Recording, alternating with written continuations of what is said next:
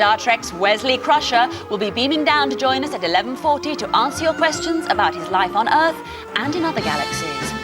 If you do, you're going to love our next guest. So darling, darling, stand by me. Oh, stand by me. Oh, stand.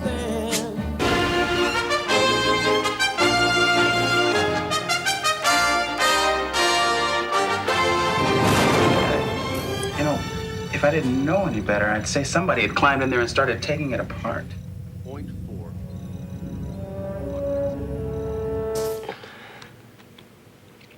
I'm scared, Guinan. I think that everything that's been going wrong might be my fault. You want to tell me about it? Hey, Joy, shut the door. Shut the door. Wheaton to Going Live. Thanks very much for coming in, Will. When did you arrive in London? Got here on Tuesday. What do you think of it so far?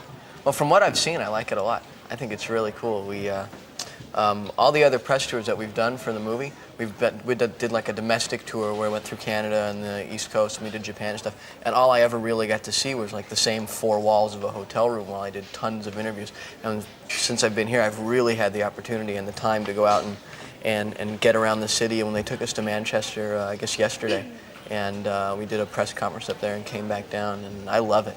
Good, good. It's very cool. That's great. Now, let's work backwards. Let's work from the present backwards. Okay. Toy Soldiers. It's not a barrel of laughs, really, that film. There are some laughs in it, but particularly Luke Picard. He seems like a very grand, distant character. What's he really like? Yeah, you know, Patrick Stewart is so disarming. I mean, I guess he's really famous here. Well, he Royal Shakespeare Company actor. I mean, and then he left us to go and do Star Trek. He's so disarming because he's really, I mean, when I first, it took me a year and a half, first of all, before I got over being really afraid of him to actually go up and sort of talk to him and stuff, you know? Because, I don't know, something about, like, older English men really intimidates me. I just think because they sound so stately and everything, you know? Yeah, and, don't be fooled. And he, and he's really, really funny.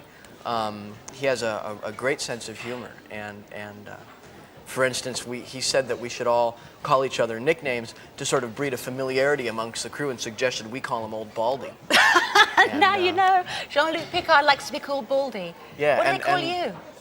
I don't remember what they call me. I don't know. All my friends and I are always making fun of that awful hairdo that I had on the show. Or, we think it's great. We like his hairdo, don't we, on the show? What's wrong with it? I hate it. Oh, it was just so, it was like a helmet. It looked like, I looked like an action figure, you know, like I went in every morning and they just, and there it was. Yes, put your hat on and away you go. Yeah. Listen, we have got masses of calls lined up for you on the phones. We've got questions here in the studio. I'll just get your phone here. And we've got a call on line 2. Who's there? Ian. Ian, what's your question? How do they film the different levels on Star Trek in the actual ship? Because there's hundreds of different ones. Is it like a massive studio, like a tower block or something? Yeah, we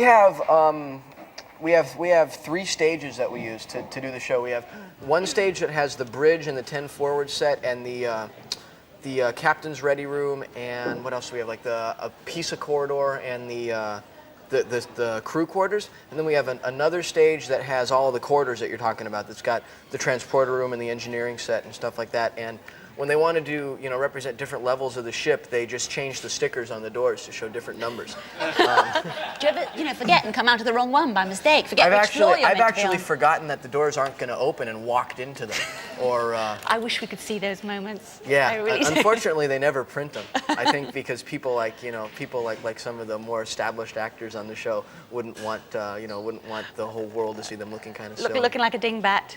And is a lot of it done with models, going back to Ian's question? Yeah, all of the exterior shots are all models.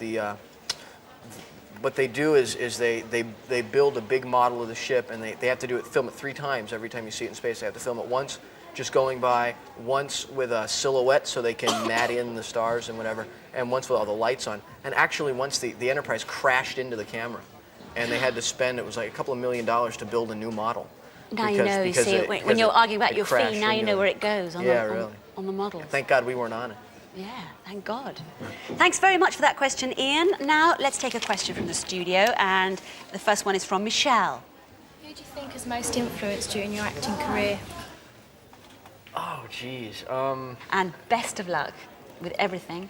And Thanks. by the way, we have a massive, we must just say that there's going to be a very special Star Trek next Wednesday night, BBC 2, 6 o'clock, don't miss it. Special guest star is Whoopi Goldberg. Thanks again, Will, and good luck with Toy Soldiers. Okay, good luck thanks. with that. Or should I say, break a leg? Maybe I shouldn't say break a leg with Toy Soldiers. That particular cock-up goes underneath our never judge a book by its cover category. And it's funny, isn't it, how we often say things we don't.